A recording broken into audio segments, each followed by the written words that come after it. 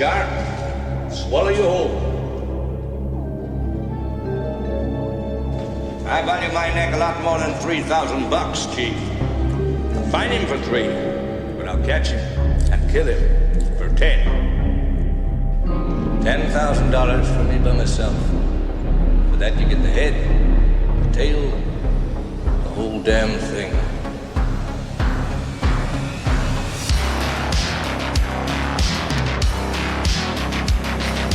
You yell shark, we've got a panic on our hands on the 4th of July.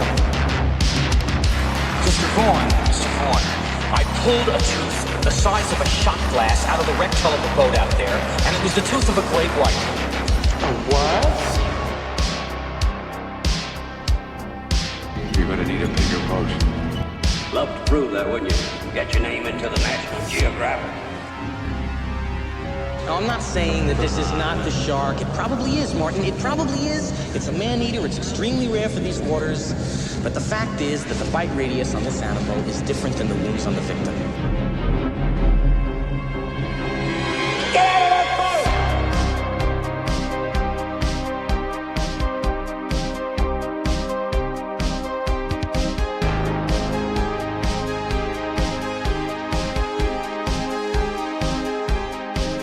Well, this is not a boat accident. There wasn't any propeller. There wasn't any coral reef. And it wasn't Jack the Ripper.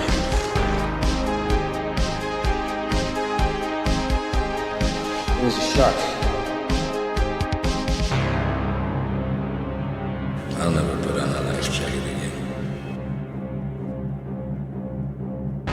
And beaming out across the world, right to you, you're back here in the Jaws Obsession. Thank you very much for returning. We have over 107 countries now with registered downloads to the Jaws Obsession. We are once again here to share with you, prove to you, convince you, or remind you that Jaws is the greatest movie of all time. My name is Ryan Dacco, host of the Jaws Obsession and author of the Book of Quint, and I want to thank you all for your time and coming back to the show. So excited to be back for episode 81, The Odd Selectmen Out. This will be part 4 of 5 of our Selectmen series. We're going through each member of the Board of Selectmen on Amity Island in 1974 when Jaws takes place inside the Jaws universe, and this episode is going to be dedicated to none other than Harry Keisel, also known as Bad Hat Harry Keisel, as some fans have branded him, the owner-operator of Keisel's bicycle rental that we see in Jaws. And why would we call him the Odd Selectman Out? There is a very telling scene between him and Chief Brody, and we are going to get to that later on in this episode. So very excited to get in. This is part 4 of 5 of the Selectmen series. If you haven't followed us over at Instagram at Book of Quint, please do so, because that's where you get all the latest and greatest, where I can update in real time sometimes what's going on if I feel that there's some news to what's happening. You can also reach me by email at the show at jawsob2025@gmail.com. It's been over a month since the last episode, and there has been some developments here. One of the great causes of celebration that I was able to post on Instagram about was our listen score over at listennotes.com, which is an aggregate site that tracks all podcasts around the world. We had our listen score was bumped up. Our global ranking was increased. So now the Jaws Obsession here, we are now in the 2%, the top 2% of podcasts around the world. And it's explained right here. It says, this podcast in the global rank, this podcast is one of the top 2% most popular shows out of 3,418,316 podcasts globally, ranked by Listen Score, the estimated popularity score. We were at 2.5%, and we are in the top 2%, which is a testament to all of you, the listeners. That remember, a podcast cannot really, what's the purpose of a podcast without listeners? This shows the dedication of the Jaws Obsession listeners, and that you keep coming back and following these episodes, but also the expanding listenership, that there is a greater demand to look into the details of Jaws, to find out clues into making Jaws a new experience, a fresh experience when you rewatch it.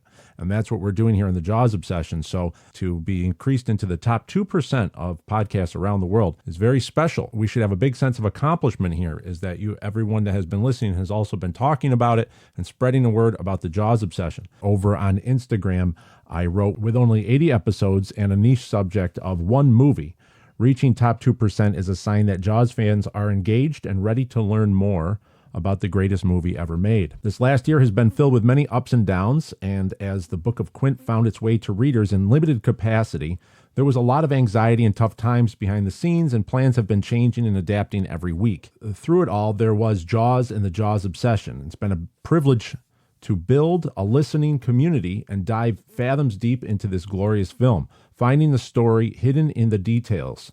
The Jaws obsession has been my center for the last 4 years when I started research into the idea for the novel, and it continues to be so.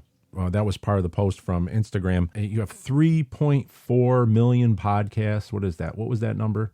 That number was 3,418,000 podcasts are out there in the world. And we've reached in the top 2%. That's quite an accomplishment with only 80 episodes. I wish I could put these episodes out faster. These episodes do take a little bit to do with my schedule here. Not only the recording of the episode, but I also edit and I clean up these episodes. If you were to hear the raw tapes, you would hear a lot of uhs and ums and stalling and me fumbling through files and tapping on keyboards to try to find details at the last minute. Plus, I have my notes here, so there's no note preparation before the recording of the podcast. It's an organized plan that I go into each show, but then developments come up and I might pivot to another article and try to go from there. So that's where the editing is a serious part. And these episodes take anywhere from 6 to 10 hours to edit. Hundreds and hundreds of edits. Anywhere from 6 to 10 hours to get it all edited down to a listenable product. I have plans. I have things. I've been kicking around things to do in the near future with the Jaws obsession, because what we're trying to do here, and I want to stress what we're trying to do here, it has become more important than just analyzing Jaws, is that we're almost like a big listening family in a way that people have followed. And I've made so many friends and relationships from people all around the world, from avid listeners that have been here. And it doesn't matter if you were here from episode 1 or if you just found out with episode 81. What's most important is that you are here right now. And the Book of Quint is part of that. I know that some people, they have, from about 1 out of every 50 emails I'll have someone write in and say that they wish I would stick to Jaws and stop talking about the Book of Quint. There's too much Book of Quint going on. And what this is all about is that the Jaws obsession was about expanding the Jaws universe. That's what we're really doing here.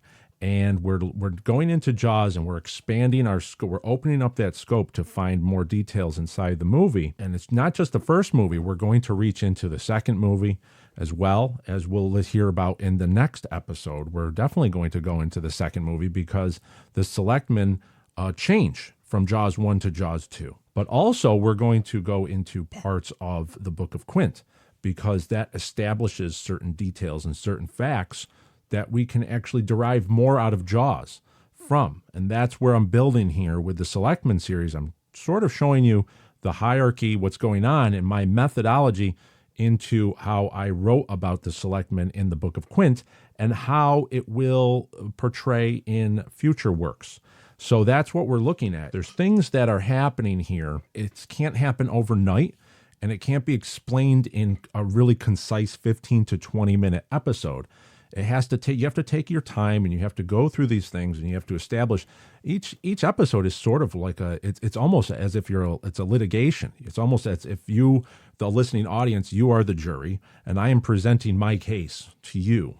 And you will then make a decision on if I am making a sensible argument or if I should go take a running leap into a lake. And that's the fun part that we have here. I really want to share, there's so many emails that have come in and I have to respond to them. That's one of my biggest regrets is that I have such little time to respond in kind to everyone, which I want to. I thought that if I shared one email here, we would all get a sense on really the scope of what is happening with the Jaws obsession and where we are taking the film Jaws. I did receive a message, and remember, you can email me at jawsob2025@gmail.com, as well as you can join the comment section over at YouTube at jawsob, Jaws Obsession on YouTube.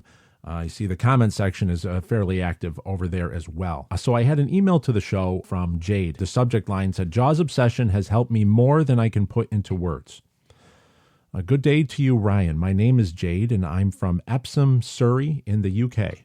First, I would like to congratulate you on the book. I have ADHD and struggle with reading because my brain feels like a washing machine going around, and I'm patiently waiting on the release of the audiobook, which I'm super excited about.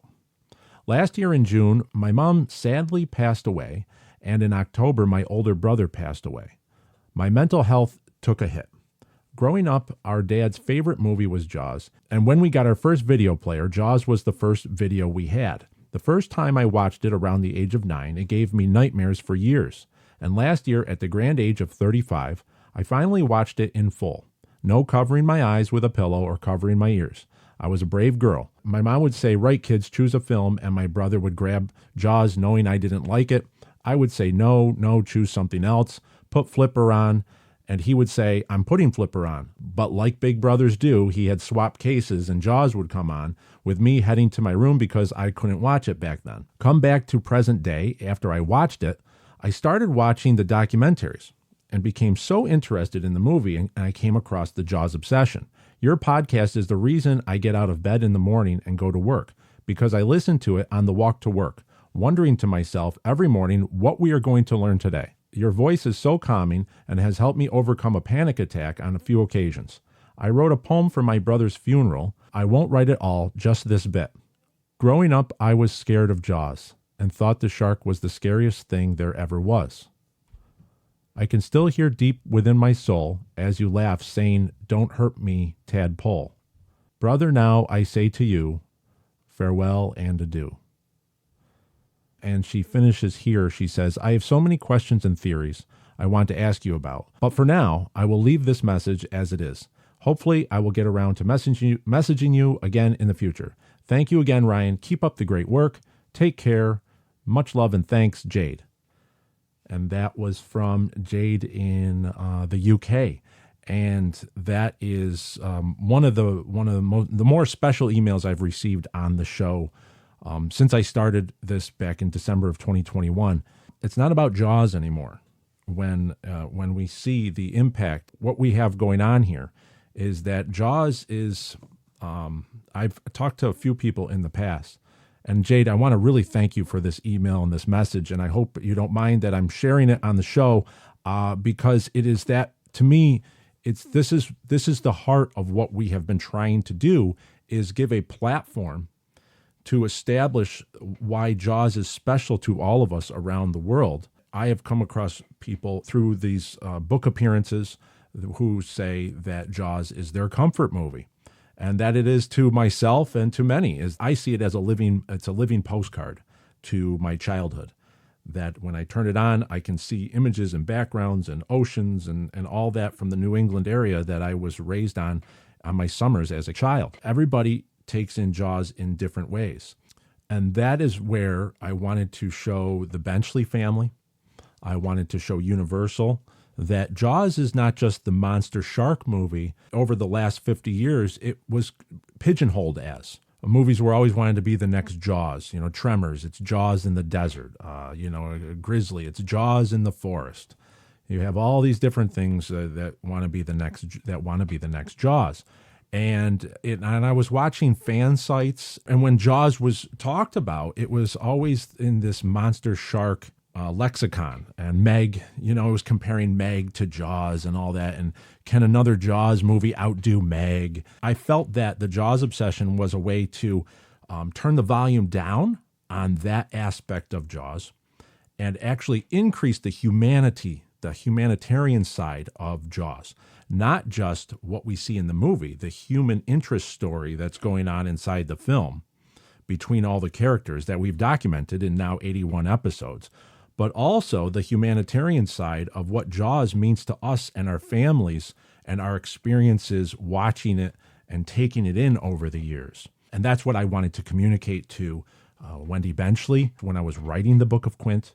And it's what we have been working on. It is a constant work in progress. This is the Jaws obsession, and every episode I feel it is a new chance to increase that. Now, I'm not saying we're not going to talk about sharks, or we're not going to talk about Bruce and the mechanical shark, but what we have to do is we have to see that when Jade communicates, this podcast is the reason that helps her get throughout the day. after having losses in her family. And Jade, I am extremely sorry for your losses that you have experienced and the hardships that you have had to go through because of that. I just want you to know that it's messages like this and it's connections like this with Jaws fans that keep me coming back to this microphone. That is one of the more touching. When I receive messages like this, I am just inspired to that we are on the right track together. It's together that we are going to see this to where its conclusion is. Is the conclusion a Jaws prequel? Who knows? Who knows? It's that we have a book, a novel, a prequel that's released. Jade she says she has ADHD and she struggles with reading. She's waiting for the audiobook patiently. And I want to thank everybody that's waiting for the audiobook. You have been all very patient, and I want you to know there's a lot of work going on behind the scenes I believe I'll have an announcement shortly because we ran into some roadblocks. We are working very hard behind the scenes here. My goal is to see an audiobook be released this year. So 2024, we need to have that Book of Quint audiobook released. It's going to be the Jaws event of the year. I promise you. So we hope to have a good announcement coming up shortly. We are very close to moving forward, having that avenue to release this audiobook. I do realize I have been messaged by forklift drivers, truck drivers, and just generally people that are too busy to sit down and manually read a novel. I am one of those. I listen to audiobooks all the time in my car, in my work truck. A lot of times you have to, that's all the time I have to actually consume to consume a couple of chapters of the book I'm trying to finish. And audiobooks are a great part of that. And the Book of Quint audiobook is going to be groundbreaking, next level. It is going to be a Jaws fan's dream is what it's going to be. And it's very exciting. After the Selectmen series, I'm probably going to have an email and updates show where we're going to just get all of this cleared. I've had a lot of emails I want to respond to because a lot of these emails actually open up different avenues, maybe not a full episode's worth of an avenue, but they bring you, I can go right into the movie Jaws, answer some of these questions, becomes an episode in of itself. So maybe we'll do that after the Selectmen series. But in doing that, I want to say thank you very much to Jade for the very thoughtful message and my condolences for your losses. Before I go to the next topic, I want to also stress that this is the point. This was always the point of the Jaws obsession, for all the listeners to come together and share their stories, share their experiences on what Jaws means to them and future generations in the next 50 years. This email is the culmination of the Jaws obsession right there. So thank you, Jade, and I wish you very well. And I can't wait. You message me again anytime with questions and theories. I will get to those as well. So thank you very much for the time in writing and communicating. So we're moving on to Marty Milner. Do we remember Jaws construction foreman Marty Milner? He was the construction foreman on the set of Jaws back in 1974. And as you know, this last week was the 50-year anniversary of them wrapping the production of Jaws in 1974. I think it was this last week. It was sometime, it was that they were started and then all the delays in filming and all that. And then they did the exploding shark head at the end of Jaws when the shark explodes. That was the final take. Then director Spielberg was on a ferry back to the mainland to go back to L.A. And then there was some second unit stuff going on with Joe Alves directing that second unit stuff, still on the island. The last shot of the movie from my research was the scene where Quint is on the pulpit and it's sunset and they just lost the barrel, went underwater. Hooper and Brody are on the bridge. This scene, I'll just play it. We've got one barrel on him, so we stay out here till we find him again. Yeah, but we could radio in and get a bigger boat out here.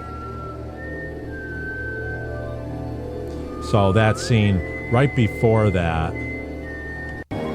Okay, so it has the famous shot of Quint on the pulpit with his rifle, and then it goes to a shot of the orca, comes in from left side right here, and you see that's headed towards the sunset. That's, from what I understand, that was the final shot of That was the final shot of the filming of the production of Jaws. That right there with the orca headed towards the sunset. So that was wrapped 50 years ago in 1974.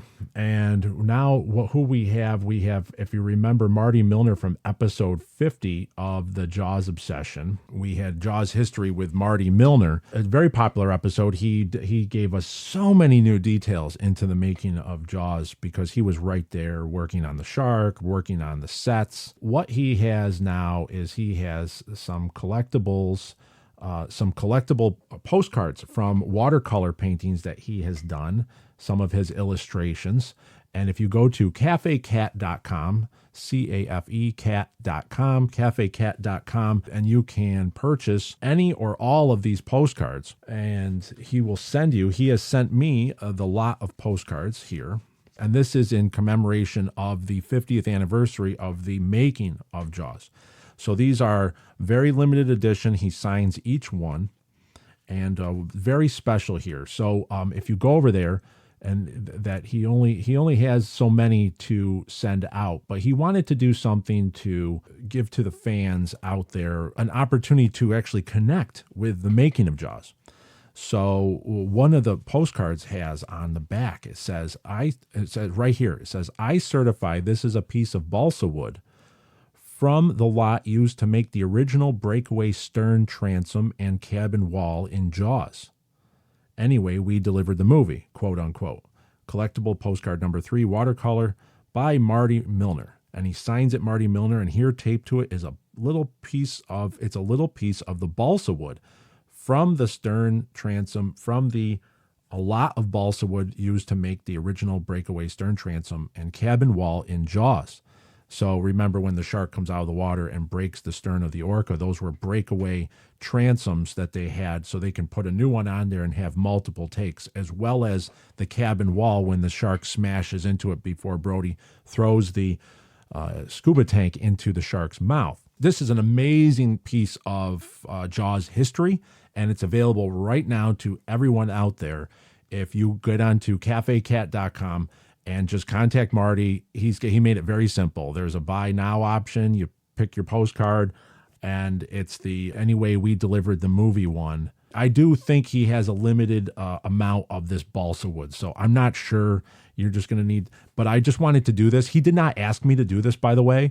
I wanted to do this because I just think the world of Mr. Marty Milner. He has given me a lot of advice in the past. We will talk on the phone about writing in general and about the importance of Jaws, what it means to the community, and how to move forward in that. He's inspired me in so many ways. If you remember episode 50, he was one of the first people to actually read the novel, and he gave it a 5-star review. I just wanted to repay him, and I don't think I could ever repay him. But in this, if it's me using the Jaws Obsession to be able to let everybody know, to also go out there and support Mr. Marty Milner and tell him thank you for all the work that he did in keeping the tears repaired on the side of the shark's mouth underneath those jowls, so they could get those last second shots, so they could get those final frames to make the movie as that what we know. There are a lot of unsung heroes that are credited with Jaws, but Marty Milner was just he's one of the many. And for all of us to say thank you to him, you can go over to cafecat.com. You can also reach him. Marty Milner is also over on Instagram as well, at Marty Milner. And so this is just wonderful. I have this postcard. I have all his postcards, and he sent me, because I purchased a complete bundle from him. And so he sent me a poster of one of the postcards. These are all over here on my desk. And this one balsa wood postcard is going to be up on my wall from now until forever, inspiring me and letting me know that there is a piece of Jaws set from 50 years ago. This is 50 years old, half a century old, that is now right here in the Jaws Obsession bunker, inspiring me to move forward. So thank you very much, Mr. Milner. And they're really high quality postcards. You can use them for gifts, and you can send them out to friends and family as well. But what a special man, what a special soul. He's always there to help me and to give me encouragement along the way. So thank you, Marty. What a wonderful idea to share the lot of balsa wood with all of us fans out there to get our little piece of history, Jaws history, sent to us. Thanks, Marty. That's great stuff. And I hope to have him back on the show again, because I have a lot more questions for him, not only with the making of Jaws, but also just what was this time like? I mean, we're talking 50 years ago, they wrapped, and at what time, at what point did he actually understand the high caliber film that he was working on? That this was going to change cinema forever, and 50 years later, he was going to still be talking about it and fielding interviews and phone calls and podcast hosts. So how interesting. It's a very special person, and we're lucky to have him in the Jaws community. If you remember, with the Living Shark Museum down in Westerly, Rhode Island, the Book of Quint has a partnership, a collaborative partnership with the Living Shark Museum. The curator of the Shark Museum, Keith, and I have been working together to include the Book of Quint with its Jaws anniversary exhibition. What was just unveiled was there is an anniversary exhibition shirt that has the Living Shark Museum and the Book of Quint have come together, and there's a commemorative shirt there, and it is at the museum shop. They have all sizes available, and Keith has a very unique design on the back with a shark jaws with the Book of Quint logo, the Quint pulpit logo, and it has the shooting star above Quint's head on a sunset. It's a very unique design, wonderful shirt. The description says, support Living Sharks Museum with our latest collaboration shirt featuring our Jaws anniversary exhibition. Created in collaboration with Ryan Dacco and the Book of Quint, we share a love for the story that has everyone talking about sharks. Limited edition, 100% core cotton, screen printed art by our curator. A must for all fans. Quantities may be limited, and they do ship overseas. I was asked by Dale over in England, and I reached out to Keith, and he does say that it does ship overseas to the UK. So if you want to support the Living Shark Museum, pick up one of these shirts, show that you stand on the side of shark history with the Book of Quint. And I communicated this to Keith when I saw the shirt. I thought it was fantastic. I just think this is the great side effect of a true Jaws prequel, for the Jaws franchise to have a positive effect on sharks. That is what Keith saw in the Book of Quint. And when we talked, and that's what this collaboration is showing, is that a Jaws prequel, a novel, which is what we're dealing with now, is a true Jaws prequel novel that doesn't demonize sharks. It's not the monster shark. It does not have the monster shark tones, that it actually increases your curiosity of sharks, and it moves the story forward. What this is doing now, this is showing in real time how the Book of Quint and the franchise of Jaws can now help sharks by supporting the Living Shark Museum, which was created to educate the public about the story of the shark through a visual record of their history, exploitation, and conservation. So Living Shark Museum is America's first shark history museum featuring artifacts from around the world that detail and preserve the story of the shark. This is very important because there's school children that come through there, tourists that will come through there. Westerly, Rhode Island is in the New England area. It's right by Connecticut. Wendy Benchley is a great supporter of this museum. And you know what? This is a good opportunity. Let me dive into this 50th anniversary Jaws by Peter Benchley. As we talked about in the last episode, in episode 80, we talked about it has some extras in this, and it has a letter from Peter Benchley to David Brown, one of the producers of Jaws. But in the foreword, they have a foreword by Wendy Benchley. And in this foreword, which is very interesting, she writes, if Peter were alive today, she's talking about Peter Benchley, the late author of Jaws, and her husband. If Peter were alive today, he would be elated to see Jaws' indelible impact on raising awareness and society's continued fascination with sharks. We've received thousands of letters from people around the world fascinated by Jaws. Marine biologists, scientists, photographers, teachers, children, and families, all of whom were inspired to learn more about the ocean. Peter would put to rest his friend Steven Spielberg's recently acknowledged guilty conscience for, perhaps, demonizing sharks in the movie, and explain to him that Jaws spawned great interest in sharks worldwide and spurred many to pursue marine careers and develop an awareness and understanding and a love for sharks that did not exist when Peter wrote the book. That is excellent. That is exactly, she hit the nail on the head right there of what we have talked about on this show, Jaws ultimately was a net positive for sharks. Aside from the shark hunting contest that happened in the late 70s, what was the net result? The interest in sharks, the love of sharks, and all of the shark scientists and photographers that grew out of that generation that was fascinated with Jaws, that had their fascination with sharks because of Jaws. I won't read the whole forward here, but Wendy Benchley continues on, quote, Peter was always pleased and grateful to hear from people about how his books, movies, and articles gripped them and opened new avenues of interest in ocean study and exploration. Peter's work and our contributions are the serendipitous outgrowth of the happy accident that was Jaws' immense success. I sincerely hope you enjoy this new and enhanced edition of our treasured story. And that is from the foreword by Wendy Benchley from the new 50th anniversary of the Jaws novel by Peter Benchley. But it highlights right there, this t-shirt is only the start of what this represents. It's only the start of how the Book of Quint and an expanded Jaws universe essentially helps shark history, knowledge of sharks. Your support with this shirt will help the Living Shark Museum. The sharks are not the antagonists of the story. We're kind of moving away from that. This is the only way to move Jaws forward into the next 50 years, is to actually continue on this avenue with collaborations with museums and scientific research and all that, as the Book of Quint, with 10% of any of all profits going to shark research and conservation through the charity Beneath the Waves. We have those avenues going. This shirt is just another step forward in that process.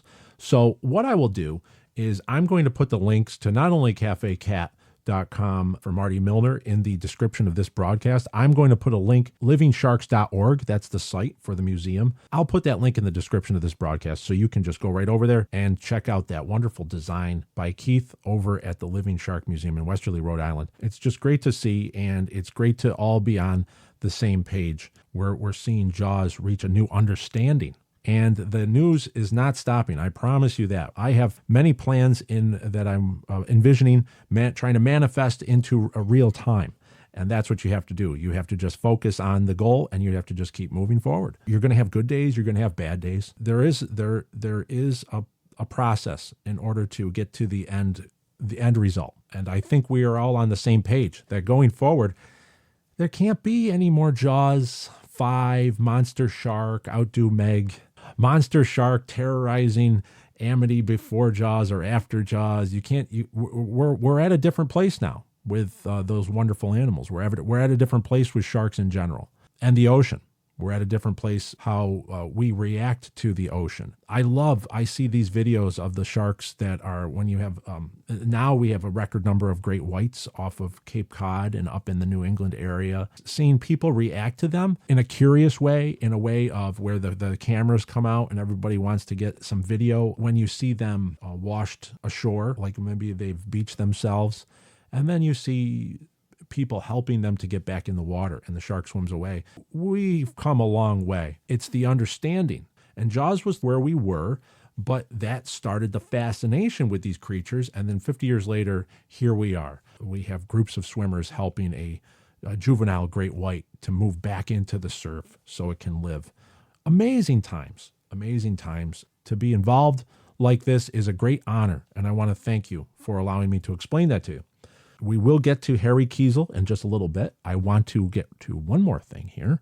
We have over at Amazon a wonderful response with the Amazon page over Amazon US. The Book of Quint is getting very good ratings. It's at 87% 5-star ratings and reviews that people are leaving many reviews as well. Everybody focuses on Amazon, from the publishing world all the way to the world of movies, is that they look at the Amazon page, and the Amazon page will show 5-star ratings. That's one thing, but also engagement. Are people leaving written reviews? How many written reviews?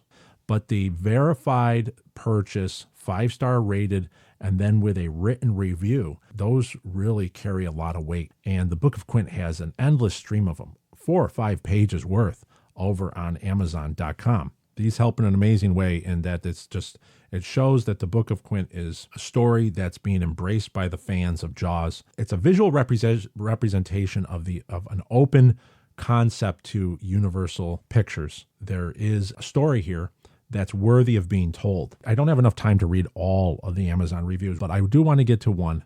There's a very special one here. When I read this review, I felt that this is one of the more special ones. When I was writing this novel, there were many doubts on if I should write the novel. I knew I could write a novel, but there were many doubts if I should because of the content. And the content what we are dealing with is historical fiction. As you've heard that comment that I made down at the Indianapolis Memorial. When Robert Shaw performed that speech, he effectively made Jaws, the story of Jaws, historical fiction because he tied it to a real historical event. So when I'm taking that on, I did not take that on very lightly. And I knew that there was a great loss of life, as we know, with the USS Indianapolis tragedy. But there is also, there's extended family of those that have lost their lives, and they feel very strongly about that subject. I learned a great deal, as I explained on prior episodes, of when I went down to Indianapolis. I was invited down there by the USS Indianapolis CA-35 Legacy organization. I was able to meet many of the survivors' family members, as well as those lost at sea, their family members as well. So I had one review. One review was posted on Amazon, and it was from a T.A. Ott. The title was USS Indianapolis, 5 stars, and it says, "Wow, what a great book. My father passed over," as Quint would say, "when the USS Indianapolis was torpedoed on July 30th, 1945. Most of the lost at sea families did not know the story of the Indy until the movie Jaws, when Quint recounted his experience as a sailor on the Indy. Then the story took off, and that's when I learned about what happened to my dad. Ryan took this information and wove it into a historical fiction novel of Quint's life. It is truly amazing, and it is so well written, I could hardly have time to get back to it. Do yourself a favor and read this book." That was from T.A. Ott, 5 stars. That's a review of the Book of Quint on Amazon.com. That is from someone who lost their father on the USS Indianapolis. I don't think we could have any greater of an endorsement than with someone who is personally tied by losing a father on the USS Indianapolis. And that is a very special thing for me. That review, I read that at least 5 times in a row, and I sat there and I just had to process it. I guess it doesn't get any more relieving to hear a review from someone who is so tied to that tragedy that I was able to pull it off with the novel and getting it to where it's at this point. That's where the inspiration comes from. When I see that, I'm inspired to keep going forward and to work harder than ever. That's what it's all about right there. The impact, it leaves me speechless. Even now, it's tough finding the words to communicate properly how special and how touched I am to see that review. So thank you very much to T.A. Ott for that wonderful, wonderful review. That review came in August 18th, 2024, and that is about 4 years from when was I there?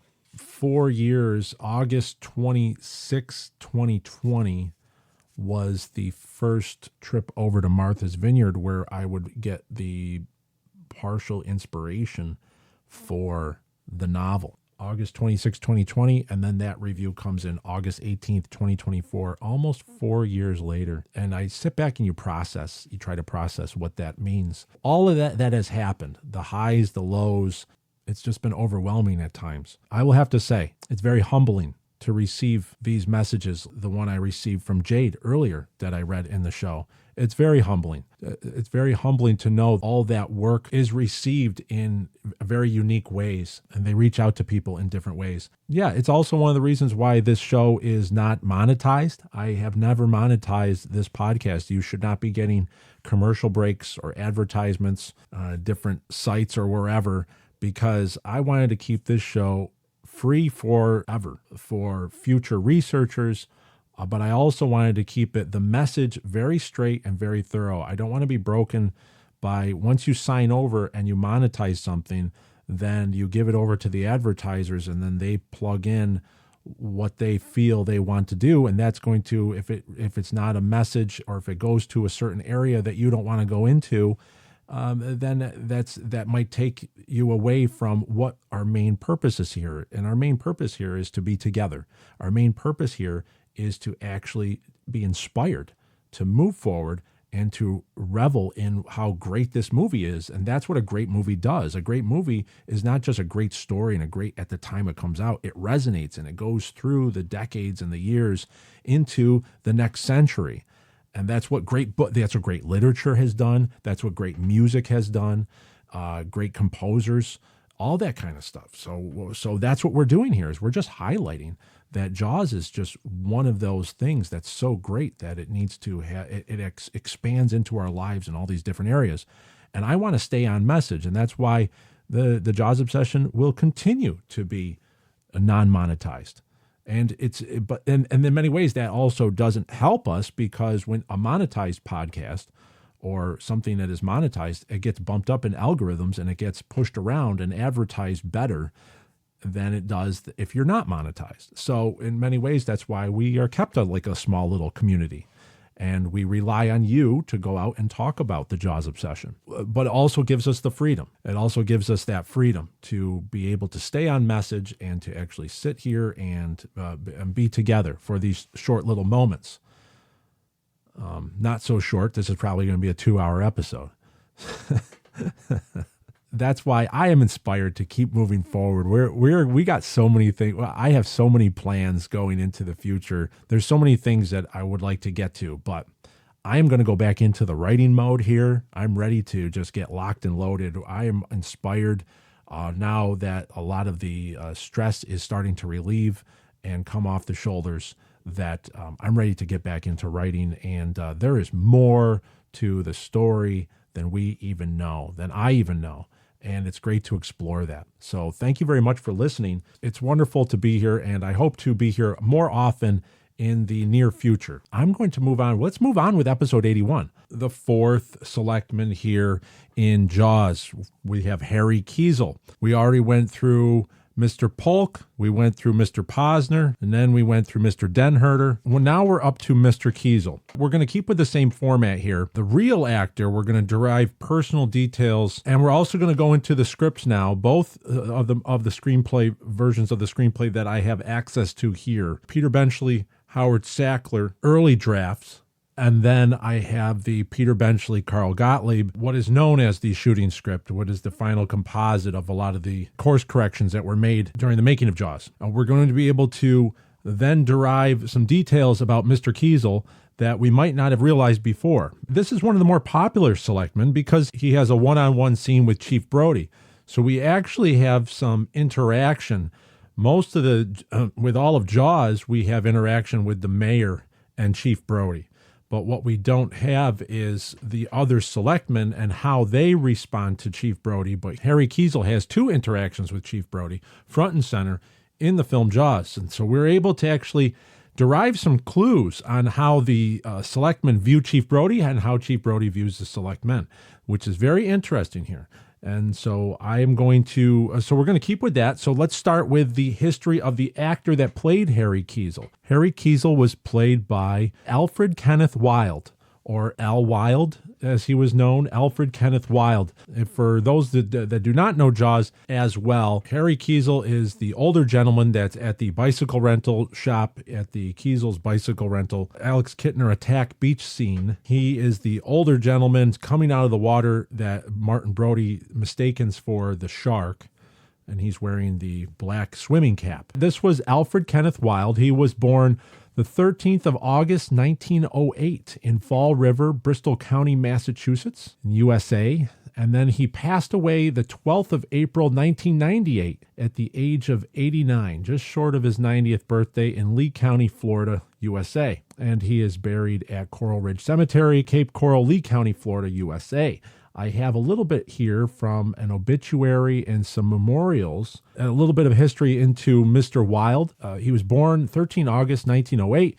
He married Evelyn May Waddington on 29 September 1934 in Edgartown, Massachusetts, and then he passed away at the age of 89 in Florida. So he was, obviously, in 1934, he was in Edgartown, Massachusetts. That's where he was married. He was in Edgartown, which is the town that takes place for Amity. A lot of Jaws was filmed in Edgartown. This is the town with all the white picket fence on Martha's Vineyard off the coast of Massachusetts. On October 15th, 1940, Alfred Kenneth Wilde was 32 years old and residing on School Street in Edgartown, Dukes County, Massachusetts, with his wife Evelyn May Wilde. He was employed by the U.S. Post Office Department on Main Street in Edgartown. 5 feet 7 inches tall. When he was younger, he had blue eyes and brown hair. This is according to his World War II draft registration. Interesting details you can find when you start searching around the memorials for these older actors. Mr. Wilde was one of the last postmasters to be appointed by President Eisenhower.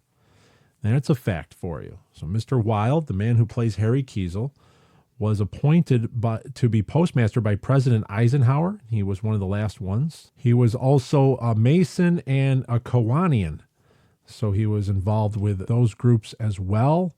So we only have basic details. We do not have much more than that. So for that, I have to go back to my Jaws history literature that I have here. Of course, Matt Taylor does not disappoint us once again in the Jaws Memories of Martha's Vineyard book. Matt actually has a sidebar here with Al Wilde as Harry on page 88. I'm going to read that here. Let's see if we can get some details out of this here. It is only natural that a postmaster, sprightly enough to personally answer letters addressed to Santa Claus, would capture the hearts of both Sherry Rhodes and Steven Spielberg. Born in 1908, Al Wilde was raised in the gritty mill town of New Bedford, Massachusetts. After working his way through a series of Depression-era textile jobs, he escaped the drudgeries of the region's smoky mills by relocating to Martha's Vineyard, where he found employment as clerk of the Edgartown Post Office. A love of acting led Wilde to the Martha's Vineyard Little Theater Group, an organization whose plays he both performed in and directed throughout the 1930s and 40s. His decades-long acting hiatus ended in March 1974 when Universal Studios advertised its need for vineyard actors. Wilde's charm would earn him the role of Amity bicycle shop owner Harry, a character who would appear prominently in scenes throughout the film. So that's all that Matt Taylor has on Alfred Wilde, who plays Harry Keisel. That's from page 88. So here we have a little bit of background that his love of acting led Wilde to the Martha's Vineyard Little Theater Group, an organization whose plays he both performed and directed throughout the 30s and 40s. So Al Wilde had some acting history from the 30s and 40s. So here we are, 34 years later, in 1974, here comes the production of Jaws, and they needed local people to try out, to be in some of the spots, and I will now defer over to Edith Blake's book, On Location on Martha's Vineyard, The Making of the Movie Jaws. Over here on page 60, there's a small paragraph where she mentions Al Wilde. She says, "In the Selectman's office sat the Selectman and the mayor, a bit scrunched since Edgartown does not have a mayor. Robert Carroll and Cyprian P.R. Dubé, as former Selectmen, had been this route before, and Alfred Wilde, playing Selectman Keisel, turned out to be the director's pet since he'd spent many years in amateur theater." That's a very, very, very big clue right here. It's going to lead us into the methodology, the absolute mindset of Steven Spielberg here, that Alfred Wilde, playing Selectman Keisel, turned out to be the director's pet since he'd spent many years in amateur theater. So we already told you about Matt Taylor's reference that he spent time in the Martha's Vineyard acting group in the 30s and 40s. So that came to Spielberg's knowledge. This is why Harry Keisel becomes a bigger part of the movie Jaws as we know it, because he's not that big in the screenplays. He doesn't play that large of a part in the screenplays. Spielberg decided to use him instead of another Selectman in a certain scene. He actually ends up replacing Den Herder. So let's get over to that there. Let's open both screenplays here. So now that we know that Al Wilde has some acting history, we know that he was a postmaster general he was also a postmaster that was in Edgartown, so he lived most of his life in Edgartown. He was very well known throughout this town. Okay, I'll start by going over to the Benchley Howard Sackler screenplay. Now, remember, we'd already documented before by reading if you listen to episode 80 was very important because we were able to document from the 50th anniversary of Jaws that Peter Benchley writes the letter of discrepancies that he has with the screenplay over to David Brown, the producer of Jaws.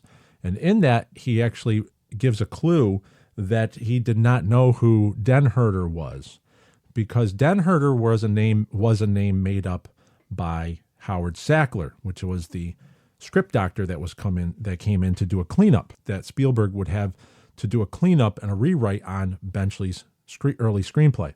So these names of Mr. Posner, Mr. Polk, Mr. Den-Herder, Mr. Keisel, those were created by Howard Sackler. We have the screenplay of Howard Sackler and Peter Benchley. It says right here on scene 24, exterior Amity Main Street, Brody passes Kiesel's bicycle rental, navigating an awkward course through an odd assortment of Schwinns that line the sidewalk in front of a demolished white picket fence. Kiesel interrupts Brody on the run. So we do have Harry Keisel is now at the Kiesel's bicycle rental. That was in the original screenplay, but then he is nowhere else to be found in that early draft. It's not until we switch over to the Carl Gottlieb, the Carl Gottlieb edition, which Carl, we know that Mr. Gottlieb was rewriting this on the fly during the making of Jaws. So when they encountered different character actors, and Alfred Wilde was then hired on as Mr. Keisel, then that Mr. Keisel part actually became more prominent because Spielberg says, oh, I have a qualified actor here, and I really like his look. He was an older gentleman, so he added some flavor to the old antiquated town of Amity. So the dialogue is now increased, that that he's given more lines. He actually has more lines at the beginning when Brody's walking by Kiesel's bicycle rental. He also has now a scene over, and I mentioned this before, if we go to the other screenplay, and I'm going to put both links of these screenplays over in our show notes. Remember to visit our show notes on the Telegram channel at JawsOB. I always put the links for these two screenplays over there, so you can actually go look at this yourself. So if you go to Brody's point of view, it says in scene 40, so this is at the Alex Kittner beach scene. So Alex Kittner is on his raft out in the water. Den-Herder's voice, I can't believe it, Brody. Brody snapping out of it, looking up at the dripping Selectman. Brody, how's the water? Den-Herder, fine, cold. How do you do it, getting him to the beach? Den-Herder, hope we get this weather next weekend. So we have Den-Herder, the Selectman that we went over with episode 80. Den-Herder is the guy for the holiday roast scene on the dock. Den-Herder is the guy that says the crack about is the $3,000 bounty on the shark in cash or check. He's now the guy that's supposed to be coming out of the water. But Steven Spielberg says, nope, I like Al Wilde. I like him as an actor. He's got great delivery, but also, as Edith Blake points out, he became the director's pet. So maybe he made Spielberg laugh one too many times, so Spielberg actually substitutes him in to the Alex Kittner beach scene, takes Den-Herder out. So the actor that played Den-Herder is out of there, and then all of a sudden we now have Harry Keisel coming out of the water and giving us the lines. If we switch over to the Peter Benchley, Carl Gottlieb screenplay, we go to scene 48. Ellen is rubbing suntan oil on his back, and he is allowing himself to relax part way. His eyes still nervously scan the beach in constant surveillance. Mr. Keisel is coming out of the water, toweling off vigorously, exclaiming to himself, Brody, to Keisel, how's the water? Keisel, too cold. I'm going in again Labor Day. Hope we get this weather next weekend. Absolutely. There were other lines of dialogue. The scene was totally different in the screenplay format. So when they get out to the beach, you even have, there's the line is not even in the screenplay, the one that's one bad hat, Harry. That this stuff was made up as the movie was being filmed. So interesting how Jaws is a movie that was just making itself, and that what we know as Jaws they felt the energy of the moment. And that's what was really interesting. So we don't know who came up with some of these lines.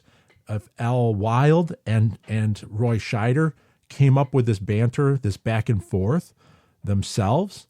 It's very interesting, but it was not scripted like this. Interesting how Mr. Keisel, exactly, instead of Mr. Den-Herder, now you have Selectman Keisel in there. in the three instances where we have Mr. Keisel in the Benchley Gottlieb screenplay, it went from one scene with Mr. Keisel to now three. Spielberg would have been working with him to say, we have this guy now. I really like him for these scenes, and he's great on camera. So let's give him more lines, as in referring to Alfred Wilde. And so now the whole persona of Bad Hat Harry, Mr. Harry Keisel, that now takes a bigger step forward. It's just because Alfred Wilde had acting history. He was the postmaster. He was at Edgartown at that time in 1974. And that's why we have the character that we have. It's not like they came there saying, we need an aged man to play this character coming up out of the water. That was not the plan when they were headed to the island. This was all done as Jaws was being made. Very interesting. One thing I did notice, and if anyone knows over at the Internet Movie Database, the Jaws listing for Alfred Wilde, he's listed as Harry Wiseman. The character is Harry Wiseman. It's not he is definitely Harry Keisel. And we have to, if anyone knows anyone over at IMDb, to make that, the Internet Movie Database, to make that change over at the Jaws listing for Alfred Wilde. You can correct that to Harry Keisel. And then in Jaws 2, he's listed as Selectman number 1, where you can always just give him a name. You can give him Harry Keisel now, because we know that definitely is Harry Keisel. We have Edith Blake. Obviously, she wrote Harry Keisel in her book. His lines all match up with the character of Keisel in these screenplays. So if anyone knows anybody over at IMDb, go to Alfred Wilde, and maybe we can make that change so we can, instead of Harry Wiseman is only a character that has one line in the town hall sequence in the original screenplay. Clearly, someone entered that wrong when they were entering the data for Jaws, the cast listing for Jaws. So if anyone out there knows that how to fix that cast listing, let's get Alfred Wilde his due credit as Harry Keisel. With that, now we get to the fun part. This is always my favorite part, when we get to go into the movie Jaws. So let's do that. Let's jump right into the movie Jaws. We are going to now break down the Harry Keisel character and see if he gives us any clues to a bigger story behind the movie Jaws. All right, so we are walking down the street with Chief Brody here. We got the coroner coming out of his office. We got Meadows coming out of his office. 89-year-old. Hey, glasses, yeah? Glasses. Hey, can I look at this? Who did it with that big hand? Okay, I promise.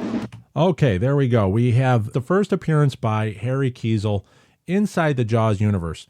This is at 10 minutes and 20 seconds into the movie. Of course, Chief Brody's walking to go get material to do the beach closed signs. And as he's walking down this main street here, he's going to walk past the Keisel's bicycle rental. Now, what we have to look at also, Hey, look at the kids kissing my fence, 89-year-old. So we have to look at the fence of Harry Keisel's bicycle, the Keisel's bicycle rental, the picket fence. It's actually broken in two spots. We have broken in a lower area, and then the upper area is broken. 3 of the pickets are broken on the top there. Hey, glasses, yeah? Glasses. And then there's some more damage to 2 of the pickets on the left side, but that's about it. So it was kind of a hit and run there. Okay, I promise.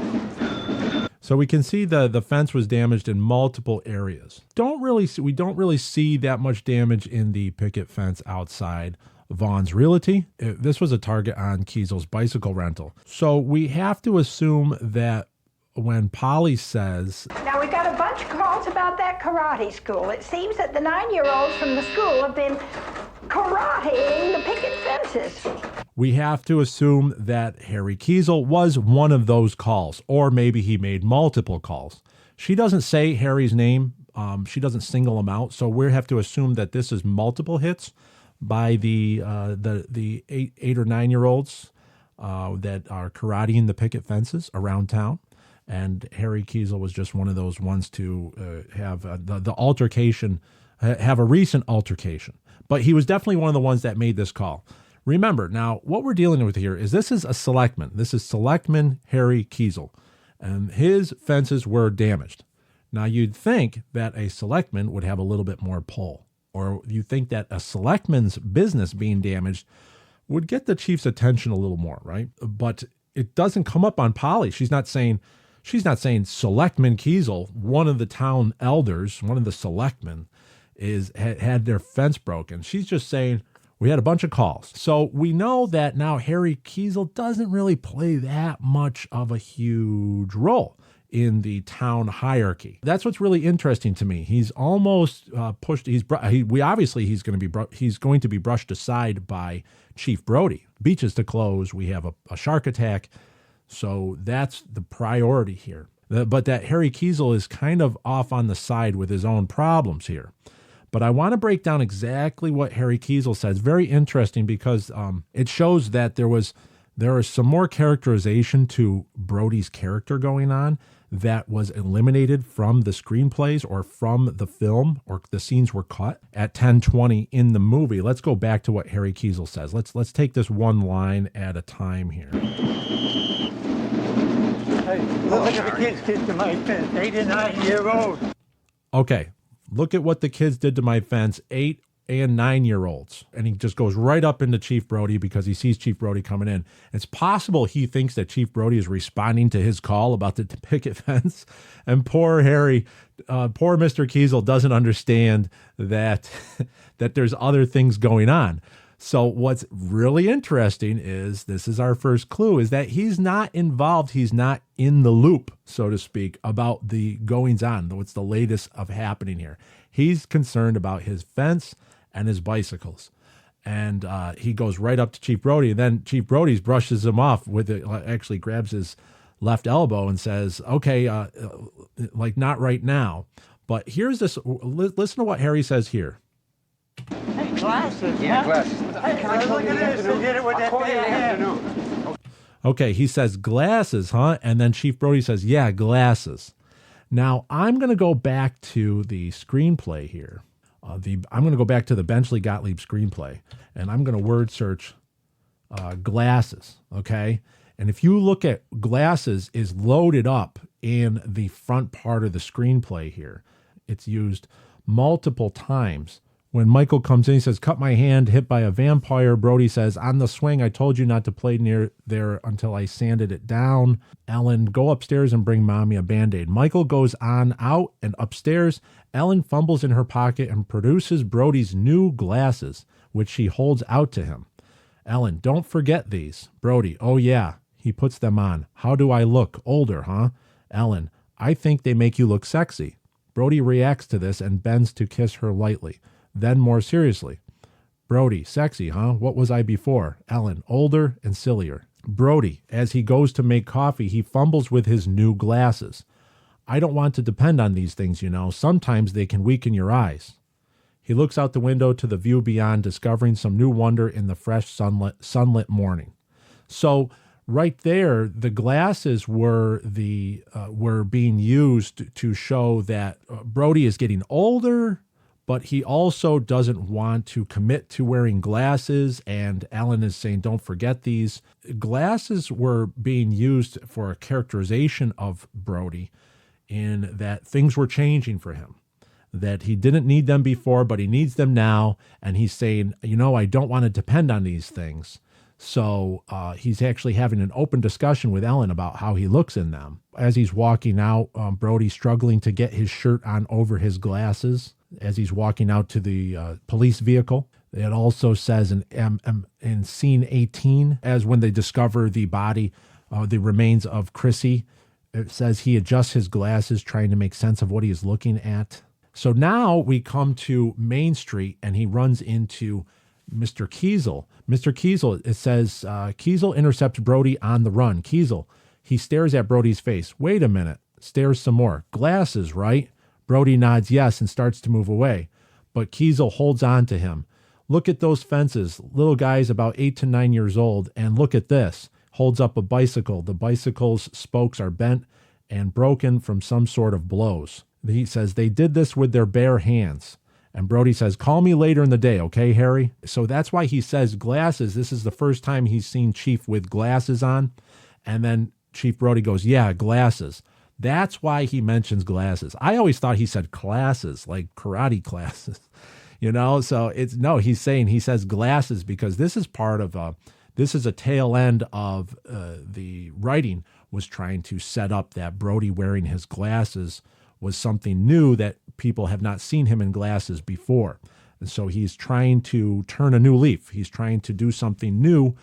This is the new Chief Brody now. Before he was Detective Brody in the New York City Police Department. Hey, look at the kids to my fence. 8 and 9 year old. Glasses, Yeah, glasses. Hey, can I look at this? Who did it with that Call you in the thing? afternoon. Okay, I promise. Okay, so he says, I promise I'll call you in the afternoon. Okay, so that's what we're looking at. We're looking at this is late morning, 11 o'clock, right? Because we know this is not early morning. They were already recovering the body of Chrissy Watkins.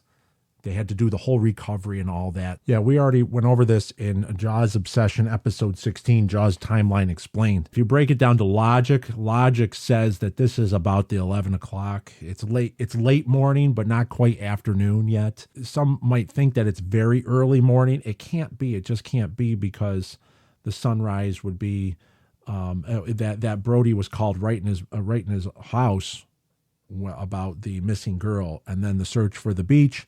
And then once you recover the body's got to be recovered. And that's when the coroner is giving his report about shark attacks. Polly's not coming to work right away. Remember, she has her notepad with her. We broke that down in the Polly episode as well. She's already been in the office fielding the calls about the broken picket fences. She left, and then she came back with a work list about the fire chief and all that. And that's what's on her little notepad. So she left the office, and then she came back, and there's Chief, there's Hendricks, and there's Cassidy, all bummed out because of the gruesome find that they had that morning. But it takes a long time to get the coroner in place, get the ambulance over there, collect the remains. It doesn't happen in a half hour or an hour. So this has to be 3 hours past 8 o'clock in the morning. So we're looking at about 11 o'clock. That's why he says I'll call you in the afternoon. It's not quite afternoon yet. One thing we have to look at is what is Harry Keisel wearing? Harry Keisel is wearing an apron, a workman's apron with black paint on it. So that tells me that he was painting these bicycles. If you look at the bicycles as they're walking by, they have blue frames, and it looks like there's some blue and black frames on these bicycles.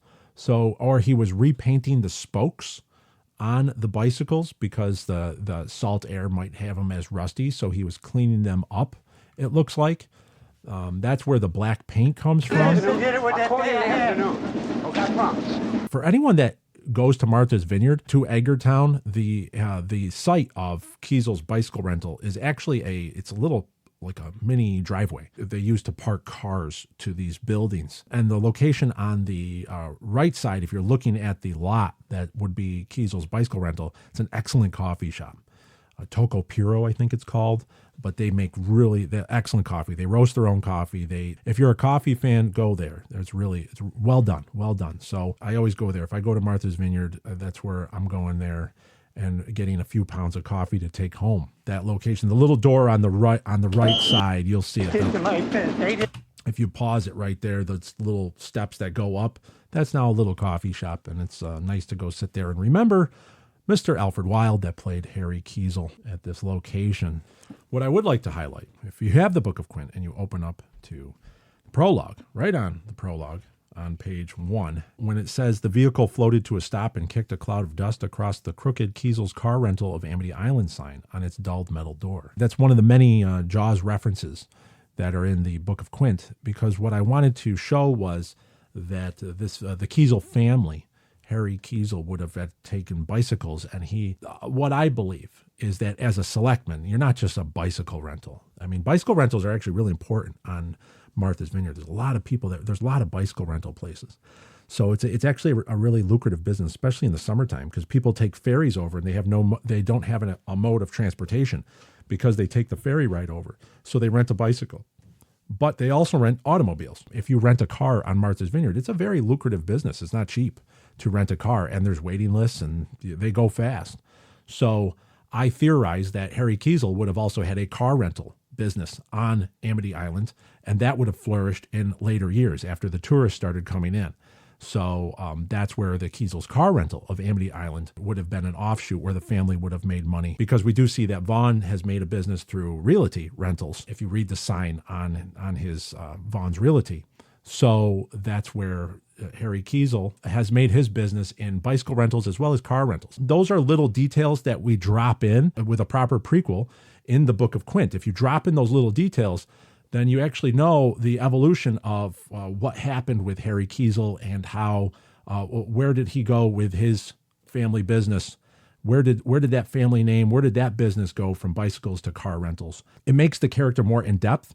It also brings you a little bit closer to Amity Island. So we have to look at that that bicycle rental business isn't the only one, and it does go on to thrive in later years, as we find out in the Book of Quint. So what else do we see here? Okay, so we're done with Harry Keisel for now. Martin Brody squares his corner, walks across the crosswalk, and he goes into the hardware store to look for painting supplies. Chief, Polly sent me to find you to tell you that there's a bunch of Boy Scouts out in April Bay doing their mile swim for their merit badges. So if you look at this 11-minute mark where Hendricks pulls up. Let Polly do the printing. What's the matter with my printing? Let Polly do the printing. Okay, so during the let Polly do the printing, during this exchange between Hendricks and Brody, look right in the back.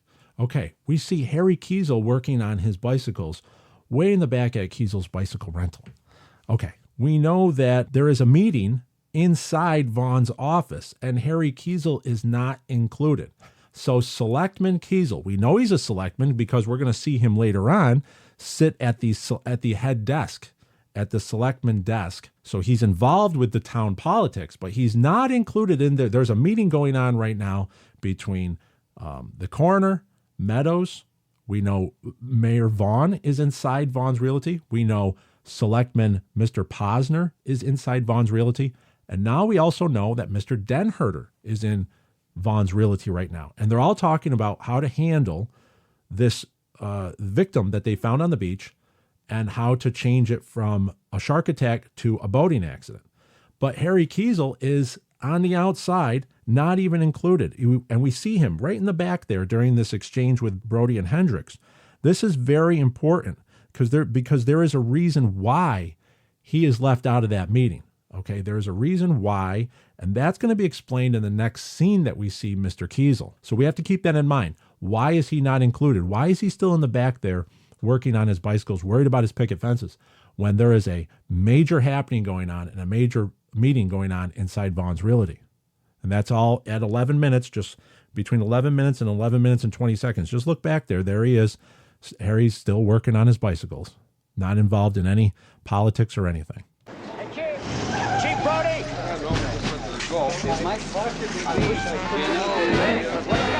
Listen, we had a shark attack at South Beach this morning, man. Fatal! I got back down the beach. At that point, Verna Field cuts the edit. There is more. There are extra scenes.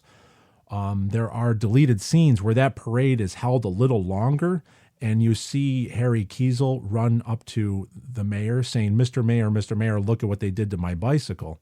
He's holding the bent spoked bicycle wheel. I believe that was cut out because Steven Spielberg decided to cast him as a selectman. So now they had to make him a selectman. So now we have to look at what is the context. If Harry's still outside, that's why I call episode 81 the odd selectman out, because Harry Keisel was left out of the power discussion that's going on. He's left out of the meeting in Vaughn's Realty.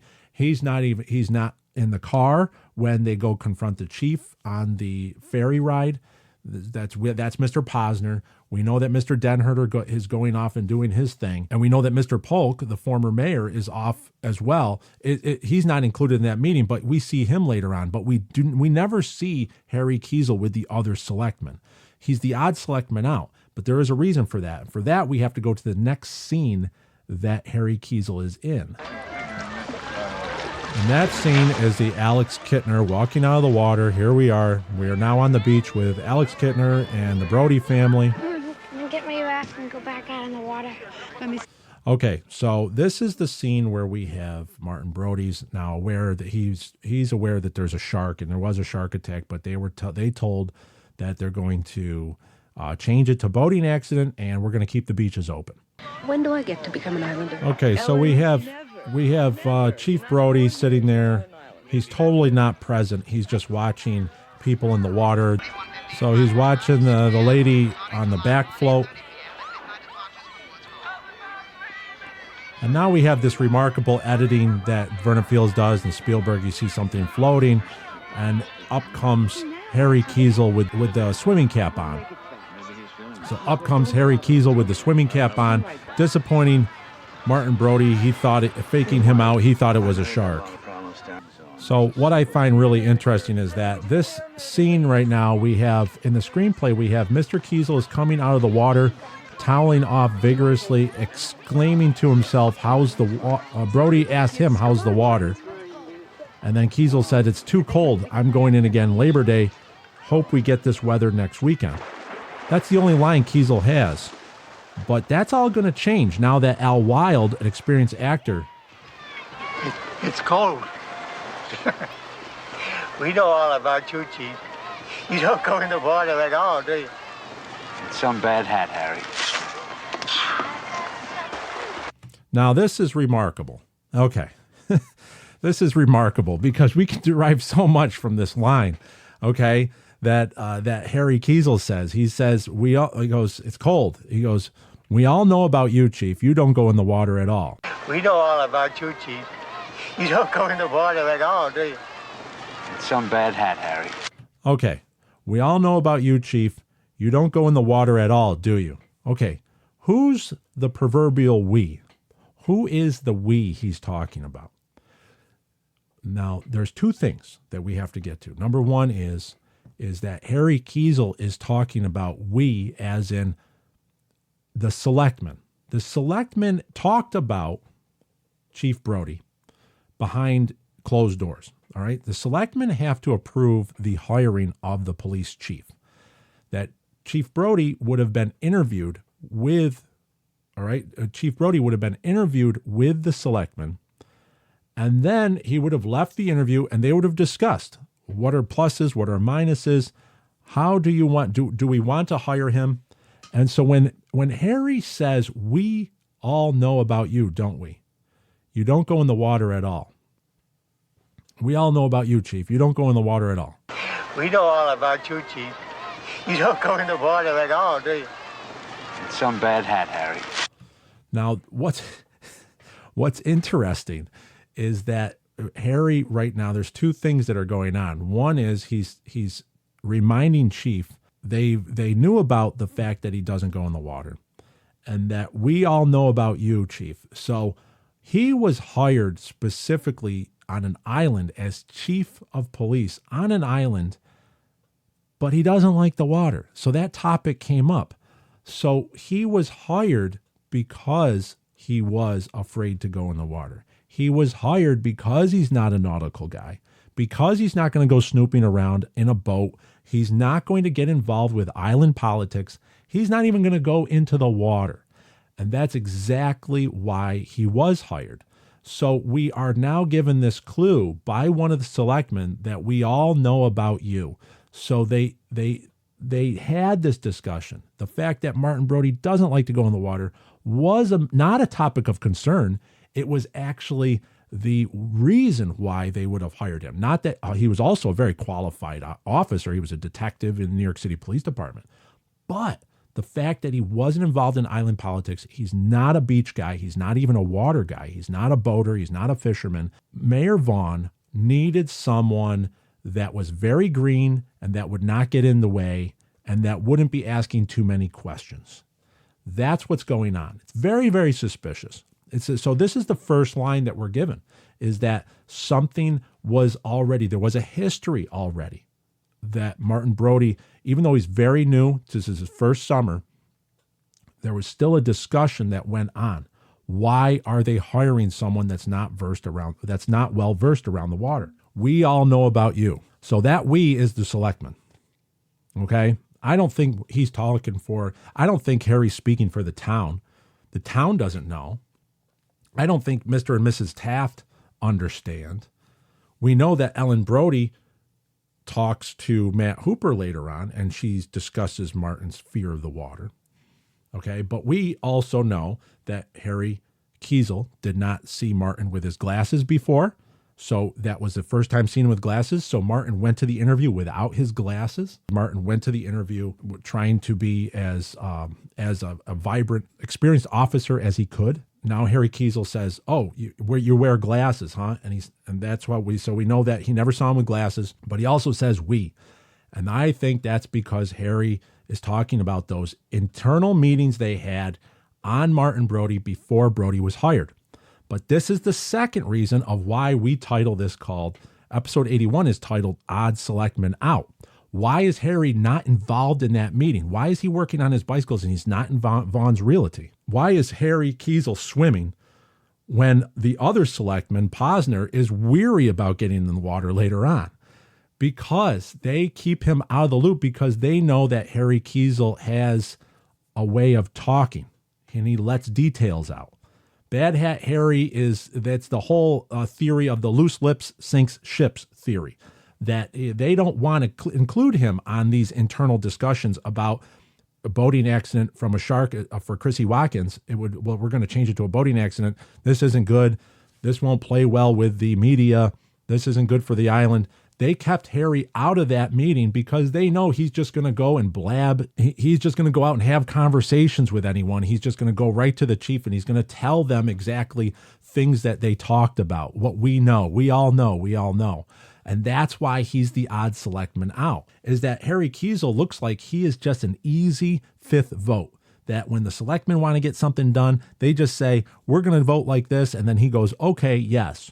And then they keep him out of the mix. So that's why he's out there working on his bicycles and he's complaining about his picket fences and he's not included in any of the stuff that's going on. And also, you can look at it, that's why Chief Brody senses that, and he talks back to him. He says, that's some bad hat, Harry. It's some bad hat, Harry. So he goes, that's some bad hat, Harry, and he slides his chair over to the left because basically saying, get out of my line of sight, I'm trying to watch the water. And Harry just scoffs and walks away. And then we see him Chief climbing Brody, up and going into one of the changing cabanas. Come on. That's it. In the background. So that's the second appearance we have, but all of that is not in the screenplay. Is not. That was all. I don't know if that came up between Spielberg and Roy Scheider and Alfred Wilde. Who knows? We really can't tell because we were not there. But what's interesting is all of these dynamics come out because of the character, because of Alfred Wilde playing this character and being there. Had this been Den Herder, it would be a different dynamic playing out. That Den Herder actor, Edward Chalmers Jr., who played Den Herder, was much more aggressive, much younger, and much more in your face with his dialogue and his banter and his back and forth. He just wouldn't have been right in this sequence as that called for in the Benchley Howard Sackler screenplay. It's pretty amazing that we are able to come to these conclusions. This is the only conclusion that we can come to. Who that we are, that we all know about you, don't we? It's really the selectmen he's talking about. And it's also the fact that he's talking to Chief Brody so frankly and letting him know what they thought or what they know about him. That actually lets us know why he's not in all these meetings. Because Mayor Vaughn's like, hey, listen, we're going to do this. Don't tell Harry, all right? Keep Harry out of it.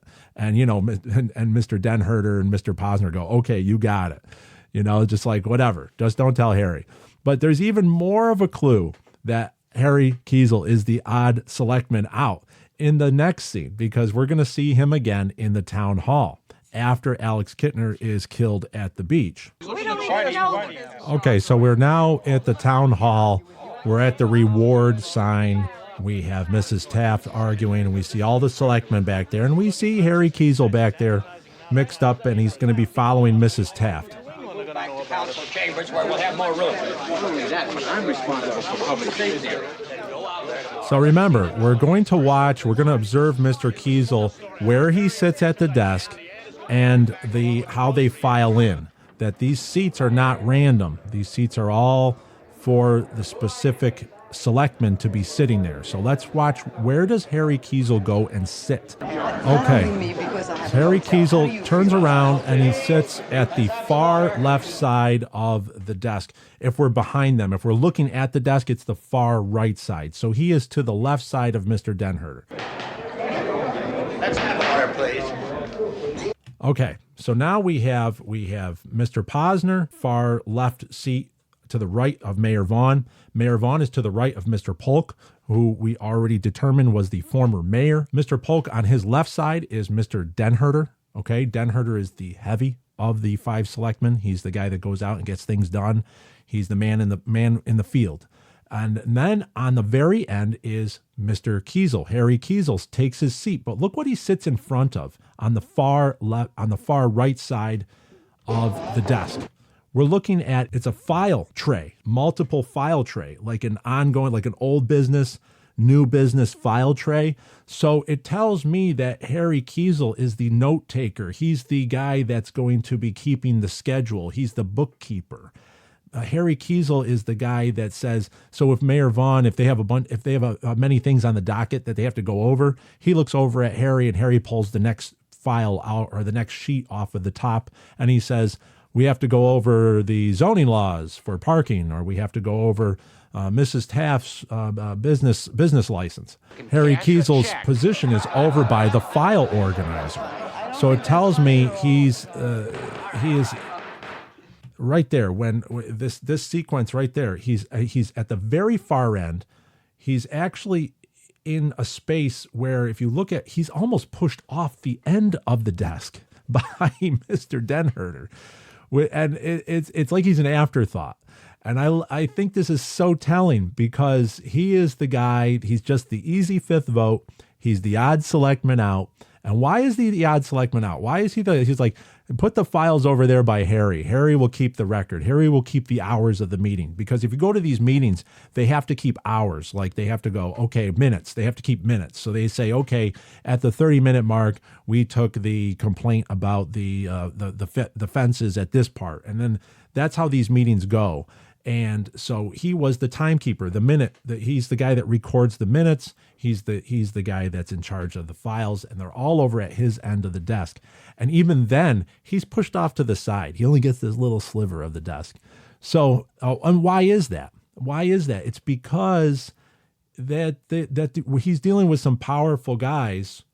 He's dealing with some powerful men. There's a lot of politics going on, and they needed the easy 5th vote. He's the senior member. He's obviously the oldest one at the desk.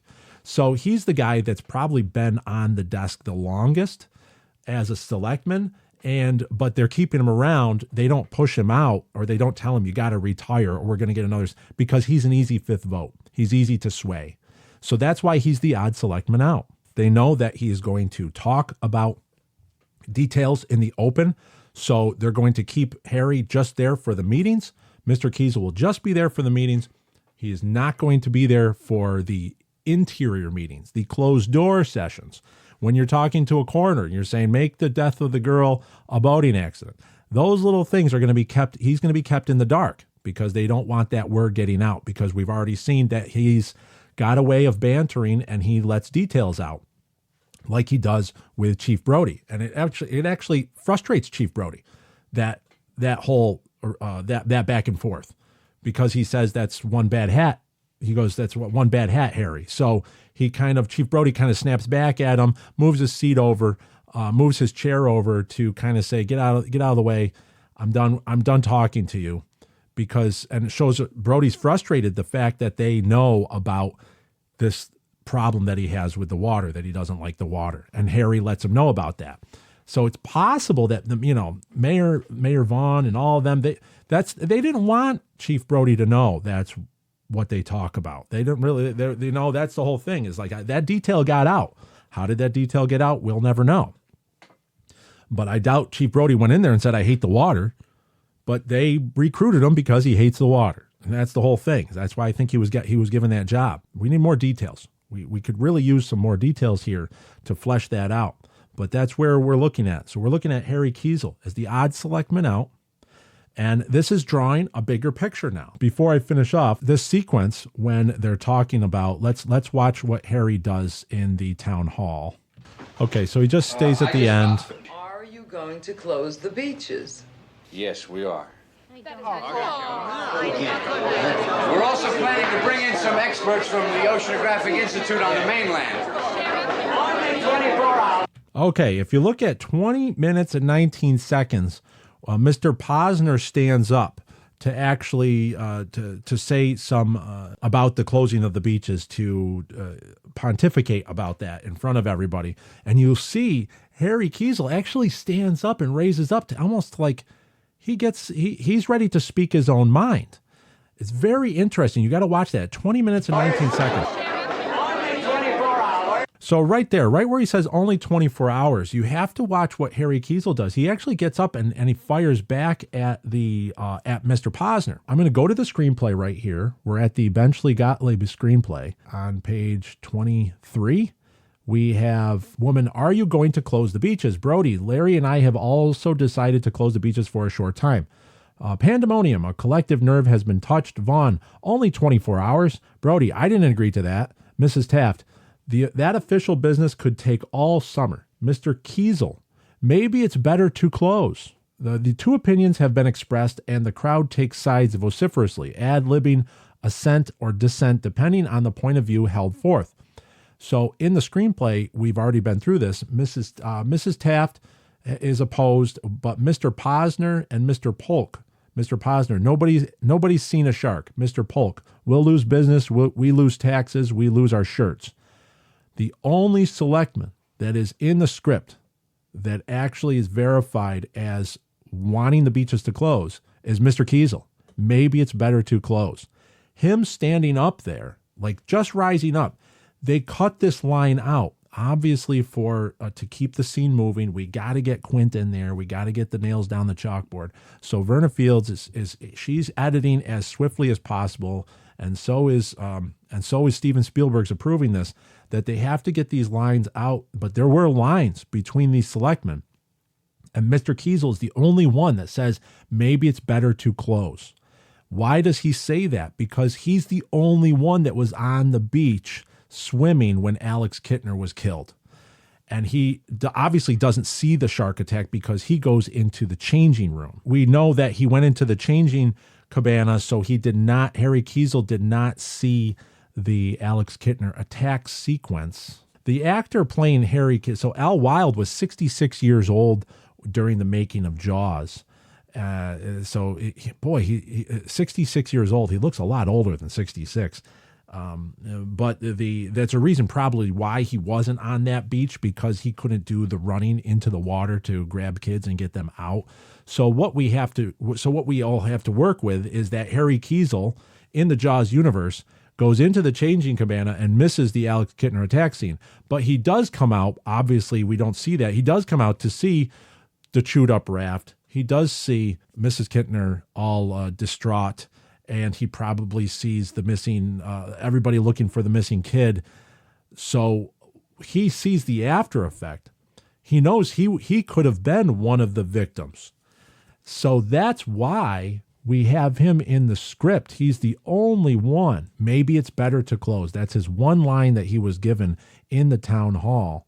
And it's not in there, but you do see him getting up to object, or to object to Mr. Posner's support Mayor Vaughn's snap decision to say only 24 hours. Harry Keisel stands up to finally actually get a word in edgewise. The odd selectman out. He's the only selectman to actually support closing the beaches, not 24 hours, just permanently close the beaches, because he's the only selectman that was actually swimming, believes that he could have been the victim of the shark, that there was a shark that took Alex Kittner, but it could have taken him because he was swimming in the same water. So he was actually scared before these other selectmen.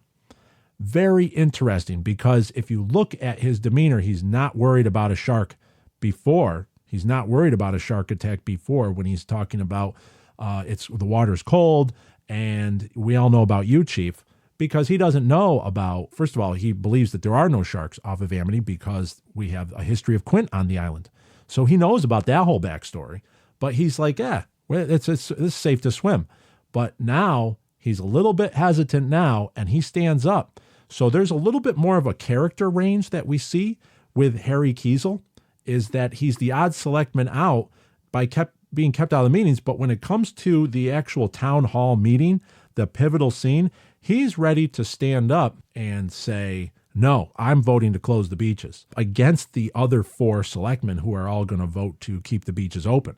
Very interesting that he's the odd selectman out, in that they thought he was going, he's probably counted on as being the easy yes vote, or the easy vote to go with the whole, with the other 4. But at this time, Harry's not taking it. So he's standing up and he's objecting to that. So we lose sight of Harry Keisel here. But then we see his reaction to the nails on the chalkboard. Kind of leans over so he can look around some of the people up front, Mrs. Taft. We're actually looking at Harry's vantage point on Quint. I'll catch this bird for you, but it ain't gonna be easy. $10,000 for me by myself. For that you get the head, the tail, the whole damn thing. All right, I think this is fascinating. Remember, I don't want to break any surprises with the Book of Quint. I know it's just it's if you read the last chapter to the Book of Quint, The Return, we all know that that Harry Keisel was in the room. He has a line in that last chapter.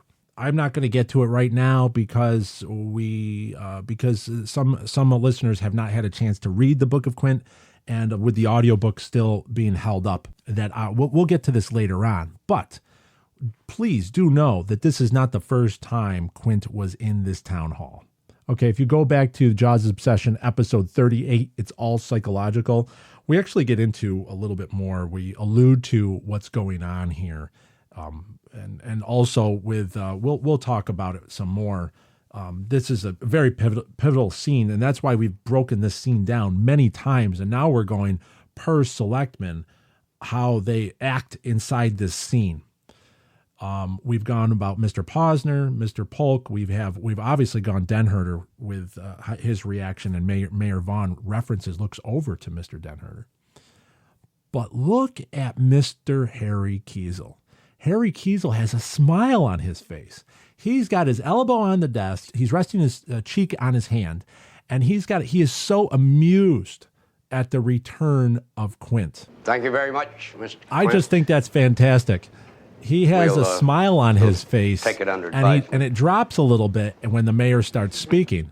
But what's interesting is that he is amused because he remembers 6 years ago in 1968 when Quint was last in that town hall. He knows exactly what was happening, and it's almost emboldening him.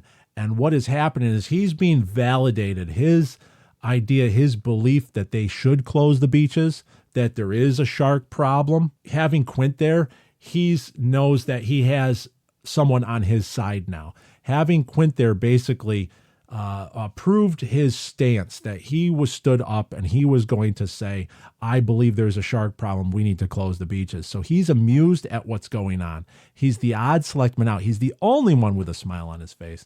He's actually interested to see what happens between the mayor and Quint. Very, very fascinating because he knows the backstory. He knows what's going on here. And I love that little smile. I just love that Al Wilde had that little smile there. That's where I'm deriving the smile from. And then he gets serious because he doesn't want the mayor to see him smile. So the smile drops. Let you get the head, the tail, the whole damn thing. There he is. He's smiling. Thank you very much, Hand Mr. drops, Quint. and now he looks more serious now. We'll take it under advisement. I love it. And we're not going to see him again. That's it. We're not going to see him again. I don't see Al Wilde anywhere, so there's no Harry Keisel in this scene where they're putting the beach closed signs up. We know that we have Mr. Posner, Mr. Denherter, we have Mr. Polk in this sequence. But we have no Mr. Keisel. parties on because you have to ring the world is And now the next time we see the Selectmen all together is over at the vandalized billboard. You are going to ignore this particular problem until it swims up and bites you on the ass. Now wait a second. There are two Okay, ways to deal so with what this we problem. have here, we have in the back, we have Mr. Posner, Mr. Denherter, Mr. Meadows, the reporter, and we have Mr. Polk there as well. But so we have 4 out of the 5 selectmen at this scene, but who do we not have? We do not have Selectman Harry Keisel, because Harry Keisel is already saying we should close the beaches. Harry Keisel is not a vote on their side, but he's always been the odd selectman out. They don't want him in because they don't want him letting out the secrets that they talk about to Chief Brody. Is a perfect engine, an eating machine. So this now shows, it proves, Mr. Harry Keisel, by him not being included on these meetings, that we actually can see there is more going on in the political hierarchy, that there is something being hidden. Okay, let's just boil that down right now. Don't take my word for it. There is something being hidden because all the selectmen are not together at the billboard scene right here. It's just by the not including Harry Keisel means that there is something else going on. Of course, the infamous line is, "We all know about you, Chief. You don't go in the water at all, do you?" That is such a telling line because it tells us that Harry Keisel kind of speaks out of line. He speaks his mind and he lets people know what he hears in these closed-door meetings. In the next episode, we're going to get into episode 5 of 5 of the Selectmen series. We're going to talk about the effects. We can now derive characterization of Mayor Vaughn. But what we're also going to do is we're going to skip into Jaws 2. And in Jaws 2, we're actually going to see that some selectmen still remain and some have changed. And we're going to talk about that. And we're going to talk about what does that tell us about the history of the selectmen on Amity Island. So it's very exciting. So this was the first part, but we do know there will be a return of Harry Keisel in Jaws 2. Everything holds up there, and that's why I consider Jaws 2 to be a sequel that is able to provide us more information into understanding the events of Jaws. So it is a worthy sequel, and that's why we discuss it here amongst the expanded Jaws universe. If we look at the broader picture now, with the Book of Quint, with Jaws 2, we're now fleshing this out. We're expanding the Jaws universe, and we're actually coming up with some really interesting discoveries and some really interesting contributions by actors like Alfred Wilde, who we are going to dedicate this episode to, who was born on August 13th, 1908, and passed away on the 12th of April, 1998. Without Al Wilde being an experienced actor from the 30s and 40s, being on the island as the postmaster, and then being able to get in there and go into a big Hollywood production and just start ad-libbing lines. Look at the characterization. Look at what we were given. What? It's just such a treat. So God bless that man for his contribution as the odd selectman out in Jaws way back in 1974 when he filmed this, and he was 66 years old. It's exciting to compile all this together and to show that Harry Keisel, or if you want to call him Bad Hat Harry, as some of the Jaws fans have dubbed him over the years, is not a throwaway character. He actually delivers some needed dialogue and delivers some much needed characterization, not only into Mayor Vaughn or Chief Brody, but also to the island of Amity itself. Thank you very much for your time in listening to this episode 81, The Odd Selectman Out. Show me the way to go home. I'm tired, I want to go to bed. I had a little think about an hour ago, and it's gotten right to my head. Wherever I may roam, by land or sea or foam.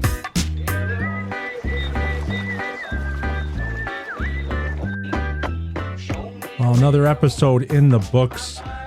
I want to thank everybody for listening, making the Jaws Obsession into the top 2% of most popular podcasts around the world.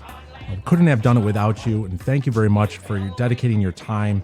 These episodes are getting more involved, and even though they're few and far between, they're getting longer because we have a lot of area to cover.